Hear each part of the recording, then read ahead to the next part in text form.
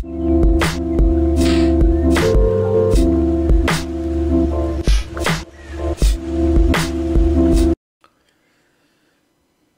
안녕하세요. 평생투자 파트너입니다. 네, 오늘은 2018년도 12월 5일. 네, 오늘은 수요일입니다. 벌써 일주일의 반이나 지나가고 있습니다. 지금 이번 연도죠. 2018년도 이 주식 투자하시는 분들이 굉장히 힘든 1년이 아니었나 지금 생각을 합니다. 그래서 너무 지쳐 있으실 거라고 생각을 하거든요. 그래서 절대 포기는 하지 마시고 조금 더 힘내시면서 또 주식 투자를 하다 보면은 또 마냥 또 힘들 날만 있는 건 아니잖아요. 그렇죠? 그래서 이런 날일수록 조금 더 책도 읽고 공부도 하면서 이제 마음을 좀 가다듬으면서 좋은 기회가 왔을 때 손실 봤던 부분은 회복하고 아니면 또 수익을 보면서 또 기분 좋게 주식 투자 하실 수 있게끔 좀 준비하는 과정이다. 라고 좀 생각을 하면서 좀 같이 버티면 되지 않을까 생각을 합니다. 그래서 좀 화이팅 하시라고 아침에 한번 말씀드리고 싶고요. 자, 오늘은 이제 이 역발상 투자, 주식 투자, 코끼리가 공격할 때, 이 코끼리라는 건 우리가 이제 놓치고 가는 부분을 말을 하는 거였잖아요. 그렇죠? 계속 보셨던 분들은 이 코끼리가 무엇을 의미하는지 이제 아실 건데, 이 코끼리가 그럼 공격할 때를 한번 좀 보자라는 겁니다. 그래서 짧은 내용인데요. 지금까지는 착한 코끼리에 대해서 이야기를 했다라는 겁니다. 그러나 착하지 않은 코끼리도 있다. 위험도 코끼리가 될 수 있다라는 거거든요. 그러니까 코끼리가 덤벼들 때는 곰보다도 더 무섭다. 위험한 코끼리는 착한 코끼리와 정반대다라고 말합니다. 그러니까 착한 코끼리는 모두가 알고 있었으나 이후에 망각한 호재죠. 그쵸? 모두 다 알고 있는데 까먹은 것들. 하지만 위험한 코끼리는 모두 다 알고 있었으나 이후에 망각한 악재. 다들 알고 있었는데 어느 순간 잊혀져 버렸던 악재들. 그런 걸 이제 위험한 코끼리다라는 거거든요. 그러니까 이 앞장에서 논의했던 어떤 장기 위험을 한번 생각을 해보면 장기 위험이 계속 논의되는 한 이는 시장에 반영이 되겠죠. 그러나 사람들이 이것을 망각하는 순간 장기 위험은 실제 위험이 될 수 있다라는 겁니다. 그러니까 위험한 코끼리가 된다라는 의미거든요. 그러니까 양치기 소년이 이 양치기 소년 이야기처럼 소년이 늑대라고 소리쳤을 때 사람들은 반응을 했죠. 그러나 실제로 늑대가 나타났을 때는 사람들은 소년이 이 외치는 소리를 외면했다라는 겁니다. 근데 이 이야기는 이 시장에서도 똑같이 이 적용이 된다, 마찬가지다라는 겁니다. 그러니까 예를 들어 사람들이 만약에 오래전부터 국가의 어떤 부채를 걱정하고 있다라고 한다면 미국으로 보면 재무부 웹사이트에서든 국세청 본부에서든 누구나 미국의 부채를 정확하게 파악할 수 있다라고 합니다. 미국의 부채는 잘 알려졌으며 널리 논의된 사안이죠. 그러니까 이 책의 앞에서도 언급을 했듯이 현재 미국의 부채는 위험이 아니다라는 겁니다. 그러니까 이 책의 이 내용에 있는 것들, 그러니까 30개월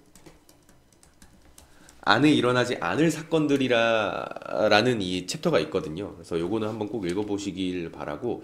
그러니까 30개월 안에 일어날 사건이 아니기 때문에 위험이 아니다라는 거고 모두가 걱정하고 라디오 토론 프로그램에서 논의되는 한 부채는 가격에 반영되어 있다라는 겁니다. 이미 시장 가격에 반영되어 있다라는 것이겠죠. 그러나 사람들이 논의를 중단하면 부채는 위험이 될 수 있다라는 겁니다.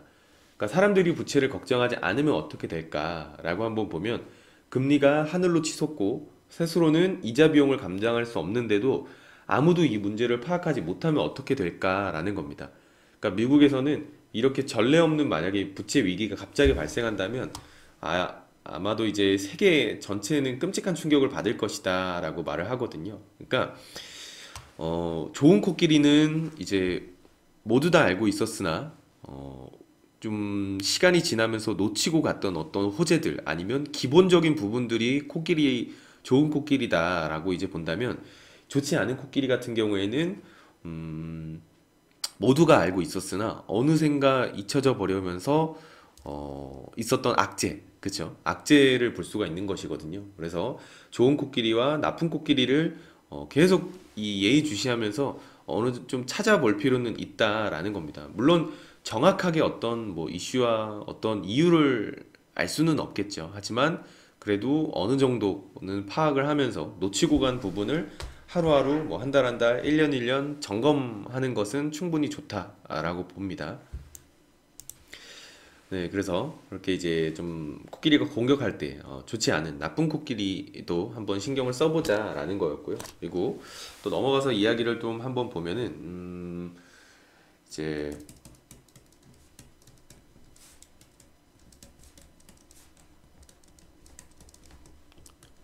코끼리가 될 수 없는 것에 대해서 한번 좀 같이 보도록 할 건데요.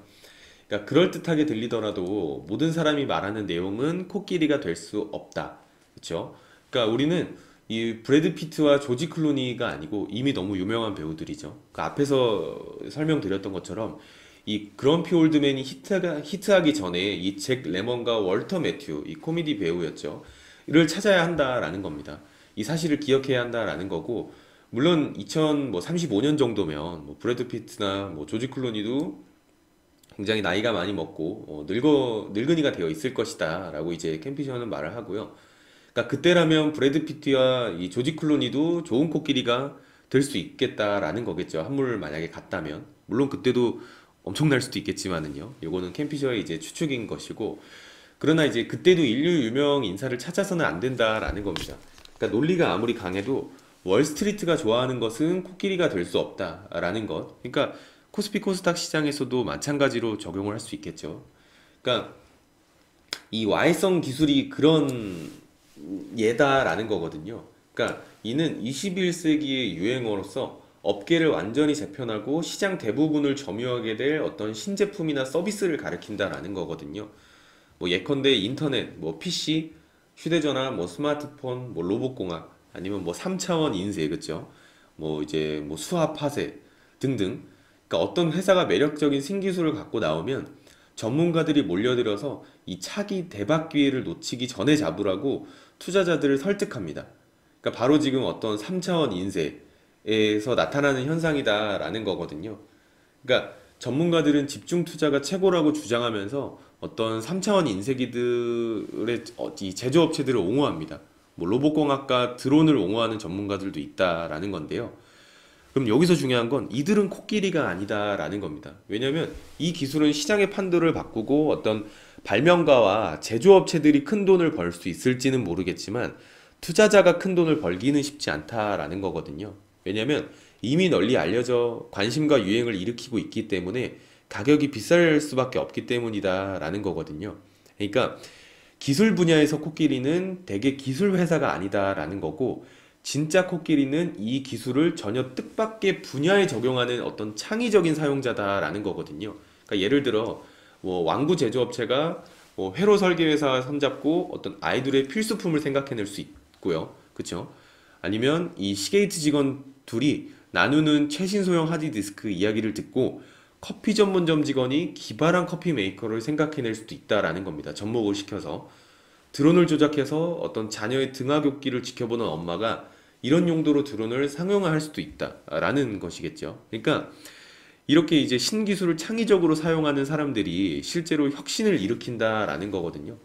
그러니까 넷플릭스는 DVD나 스트리밍을 발명한 회사가 아니죠. 그렇죠? 그러니까 이 CEO인 리드 헤스팅스는 단지 이들을 이용해서 상영이 끝난 블록버스터를 제공했을 뿐이다라는 것. 그리고 우버와 리프트는 스마트폰이나 어플을 발명한 사람도 아니죠. 그렇죠? 단지 기존 기술을 이용해서 택시 서비스를 생각해냈을 뿐이다라는 것.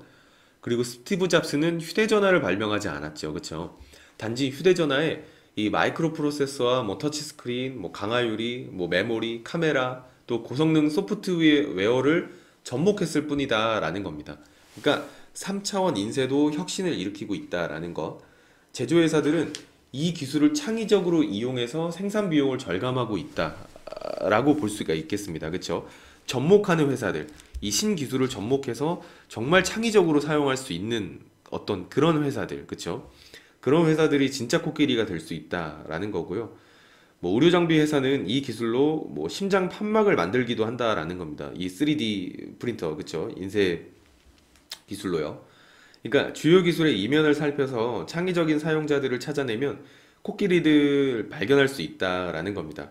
그러니까 코끼리는 어디에나 존재할 수 있다라는 것. 그러니까 뭐 더 앞에서도 논의하겠지만 오래된 책 안에서도 코끼리는 많다라는 겁니다. 골치 아픈 어떤 정치 분야에서도 코끼리는 있다라는 것. 그리고 코끼리는 우리 친구이므로 안전하다라고 이제 이렇게 말을 하거든요. 그러니까 방금 말씀드린 이 코끼리와 공격할 때와 코끼리가 될 수 없는 것들을 한번 보면 좀 코끼리가 될 수 없는 것들 마지막에 이제 이야기했던 것들은 좀 공감이 되는 부분이 좀 있는 것 같아요. 그렇죠? 어떤 신기술도 좋기는 하지만 이 신기술을 접목해서 그렇죠? 접목해서 우리 생활에 더 편의를 어떤 편의를 줄 수 있는 그런 사업을 하는 회사들 그렇죠? 아니면 뭐 아니죠. 뭐 그렇게 볼 수가 있겠죠. 그렇죠? 그런 좀 창의적인 사용자들 그런 종목들을 찾아내는 것이 좋다. 왜냐면 신기술은 누구나 다 아는 것이기 때문에 투자자로서는 매력적이지 않다. 뭐 발명가나 회사들은 돈을 벌겠지만 투자로서는 매력적이지 않을 수 있다라는 거거든요. 그래서 이 신기술을 잘 접목해서 돈을 잘 벌고 뭐 비용도 절감하고 그런 아주 좋은 회사들 진짜 코끼리가 될 수 있다. 왜냐면 남들은 잘 알지 못하기 때문에 그렇죠. 그런 것들을 한번 고민을 해보시면 좋지 않을까 네, 생각을 해봅니다. 그래서 오늘은 코끼리가 공격할 때와 코끼리가 될 수 없는 것에 대해서 뭐 알아보는 시간이었습니다. 자, 오늘은 여기서 이제 마치도록 하고요. 내일 또 찾아뵙도록 하겠습니다. 감사합니다.